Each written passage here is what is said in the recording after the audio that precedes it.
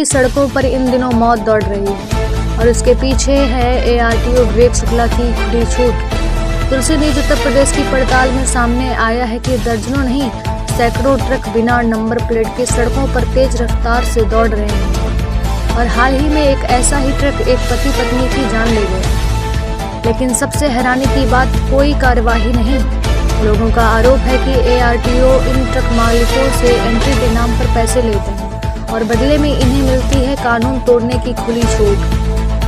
भाजपा जनप्रतिनिधियों ने भी अब इस मामले पर चुप्पी तोड़ी है। परिवहन विभाग को बताया अनियंत्रित और कार्रवाई को सिर्फ खाना पूर्ति। मानीपुर विधायक अविनाश चंद्र द्विवेदी ने साफ कहा है, ये मामला अब मुख्यमंत्री के पास जाना चाहिए ताकि ऐसे भ्रष्ट अधिकारियों को हटाया जा सके। तुलसी न्यूज उत्तर प्रदेश आपकी आवाज बनकर सवाल पूछता है, आखिर कब तक ट्रक रफ्तार से चलेंगे और इंसानियत रफ्तार की चपेट में आएगी।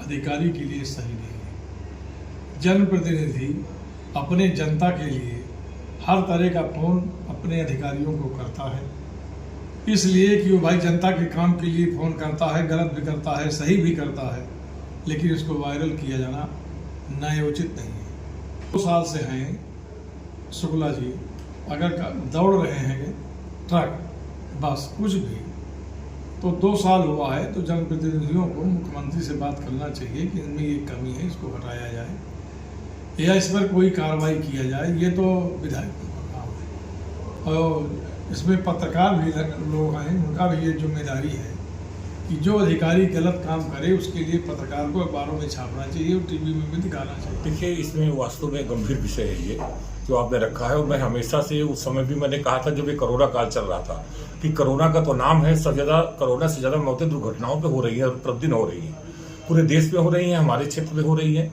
और यहाँ पर तो मैं देखा करता हूँ, मैंने कई बार अधिकारियों को कहा कि नो एंट्री में गाड़ियां खड़ी रहती है, जब नो एंट्री खुलती है तब शहर के अंदर इतना तेज भागती है, उससे कई ऐसे रोज होते हैं, आपने देखा है। और ऐसे जो बाहर भी है तो उनकी गति पर कोई कंट्रोल नहीं हो रहा, विशेषकर बालू वाले जो ट्रक हैं इनका सबसे ज्यादा है। और मैं तो हमेशा यही कहा करता हूं कि भैया जो उस समय 10 बजे के बाद शाम को यहाँ निकलना सड़क पर मुश्किल हो जाता है लोगों का। अब तो दिन को भी खुलने लगी है, ठीक है, दिन को थोड़ा धूप रहती है, शादी ब्याह नहीं है तो थोड़ा घंटे 2 घंटे खुल जाए, अच्छा है, कुछ भीड़ कम हो जाएगी, मैं उस विषय को गलत नहीं कह रहा हूँ, लेकिन गति ठीक रहना चाहिए और गति इसकी ठीक रहे।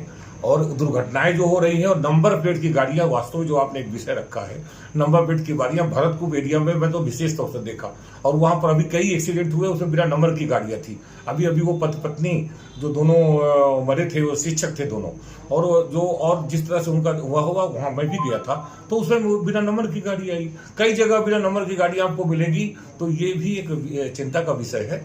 और इस विषय में मैं उसमें यही कहना चाहता हूं कि जो ये फर्जी कहते हैं हम यातायात सप्ताह मना रहे हैं, तो केवल खाना पूरी करके यातायात सप्ताह बनाना है अगर, तो अब मैं कहता हूं जहां गाड़ियां खड़ी है वहां जाओ ना, उनको समझाओ ना, दिन को जहां पर नो एंट्री पॉइंट पे गाड़ियां खड़ी रहती है उनको समझाओ कि ऐसे चलो। यहाँ मैंने कहा था गति अवरोधक तो आप बनाने में सड़क पे ज्यादा ठीक मौका नहीं मिलते हैं, तो कम से कम उसमें जो ऊपर का, जैसे आपने देखा होगा मेन हाईवे पर लगे रहते हैं गति नियंत्रक और वो गति बताने वाले रहते हैं, उनका मीटर, तो आप वहां लगवाओ ना। उसके विषय में हमने कहा तमाम है, उससे सहयोग करें। उस समय भी मैंने कहा था जब हम सांसद थे तो कि भाई उस समय भी लगवाने का काम हुआ था, देखो उस समय गतिविधि कुछ ठीक रहती थी, आज सब कुछ अनियंत्रित है। तो मैं ये समझता हूँ कि निश्चित तौर से ये इस विषय पे कंट्रोल होना चाहिए। ARTO का पद काफी रिक्त है, ये चिंता का विषय, इसको होना चाहिए। और क्योंकि एक आदमी को फील्ड का भी काम, ऑफिस का भी काम कोई एक आदमी नहीं कर सकता है, तो यहाँ पर ARTO का पद हो और सीधी शासन स्तर से इसको भरा जाना चाहिए। और इस में हम लोग भी लिखा पढ़ी करते रहते हैं और भी करने का काम करेंगे।